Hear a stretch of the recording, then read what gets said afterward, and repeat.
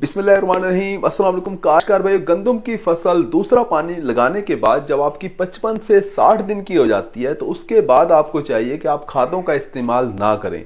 आपने जो भी खाद गंदम की फसल को देनी होती है, डीएपी खाद है, नाइट्रोफास खाद है, पोटाश वाली है या यूरिया खाद है, कोई भी आपकी खाद है जो आप गंदम की फसल को देना चाहते हैं, आपको चाहिए कि आप पहले 55 से 60 दिन के अंदर अंदर मुकम्मल कर लें। उसके बाद अगर आप अपने फसल को कुछ खुराकी अज्जा देना चाहते हैं तो आपको चाहिए कि आप इसके स्प्रे करवा लें। काश कौन कौन से स्प्रे गंदम की फसल के ऊपर किए जाते हैं, कितनी मिकदार के अंदर किए जाते हैं और किस वक्त किए जाते हैं, इसके बारे में आज हम बात कर रहे होंगे। अगर आपने हमारे चैनल सब्सक्राइब नहीं किया, चैनल को फौरन सब्सक्राइब कर दें, साथ में बेल के बटन को दबा दें ताकि फसलों के मुतालिक हम जितनी वीडियो बना रहे होते हैं वो आपको बर वक्त मिल सके। काश्तकार भाई, हमारे 95% से ज्यादा जो किसान दोस्त हैं वो पोटाशियम खाद का इस्तेमाल नहीं करते अपने खेतों के अंदर, अपनी फसलों के अंदर, जबकि हमारे मुल्क की 50% से ज्यादा जमीनों के अंदर पोटाश की कमी पाई जाती है। काश पोटाश खाद जब आप गंदम की फसल के अंदर इस्तेमाल करते हैं तो ये दाने को वजनी कर रही होती है, दाने की पैदावार को बढ़ा रही होती है। अगर आप अपनी गंदम की फसल से भरपूर पैदावार हासिल करना चाहते हैं तो आपको पोटाश खाद का इस्तेमाल लाजमी तौर पे करना चाहिए। लेकिन क्योंकि ये एक महंगी खाद है, हमारा काश्तकार इसे अफोर्ड नहीं कर सकता, उसे चाहिए कि इसका स्प्रे लाजमी करवा लें। काश पोटाशियम खाद का जब आप स्प्रे करवाते हैं तो इससे ना सिर्फ दाने वजनी हो जाते हैं बल्कि अच्छी क्वालिटी के दाने, चमकदार दाने हासिल हो रहे होते हैं।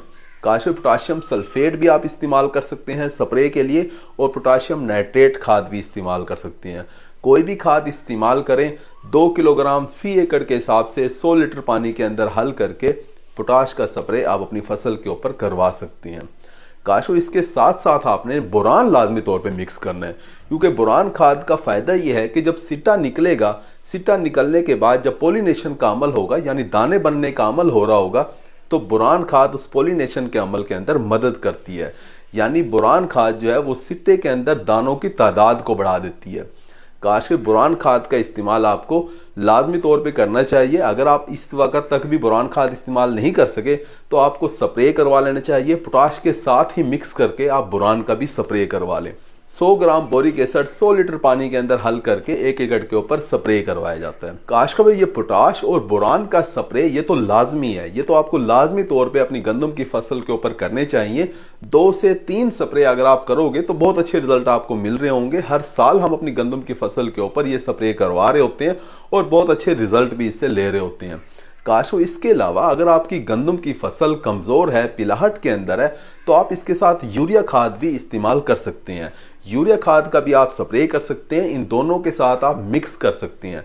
2 किलोग्राम यूरिया 100 लीटर पानी के अंदर हल करके स्प्रे किया जाता है।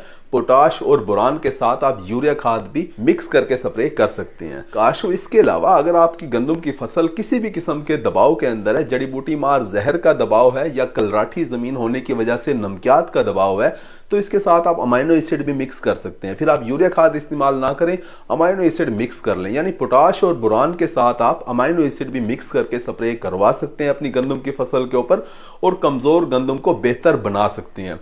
काश को इसके अलावा अगर आप अपनी गंदम के दाने की क्वालिटी बेहतर बनाना चाहते हैं, यानी दाने के अंदर जिंक की मिकदार को बढ़ाना चाहते हैं, तो आपको चाहिए कि आप जिंक खाद का भी स्प्रे करवा लें।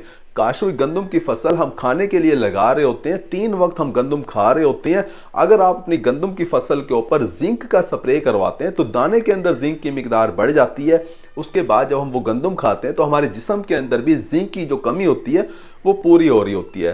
तो जिंक का भी आप स्प्रे करवा सकते हैं। आपको चाहिए कि आप चिलेटेड जिंक इस्तेमाल करें। 150 ग्राम 100 लीटर पानी के अंदर हल करके इसका भी स्प्रे करवाया जा सकता है और इस जिंक को आप इन दोनों के साथ मिला सकते हैं, यानी पोटाश और बोरान के साथ जिंक को मिला के भी आप स्प्रे करवा सकते हैं। तो काश भाई, ये जरूरी स्प्रे था जिसका बताना आपको बहुत जरूरी था। अगर आप गंदम की फसल से 70 मन फी एकड़ पैदावार हासिल करना चाहते हैं तो आपको ये स्प्रे लाजमी तौर पे अपनी गंदम की फसल के ऊपर करने चाहिए।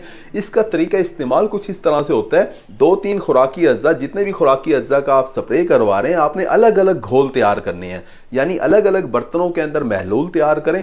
स्प्रे करवाते वक्त टैंकी के अंदर आपने इन्हें मिक्स करना है। तो काश इस तरह से ये स्प्रे करके आप अपनी गंदम की पैदावार को बढ़ा सकते हैं। हमने ये स्प्रे शुरू कर दिए हैं और बहुत अच्छे रिजल्ट भी मिलना शुरू हो गए हैं। उम्मीद है कि वीडियो आपको समझ आ गई होगी। अपना ख्याल रखिएगा। अल्लाह हाफिज।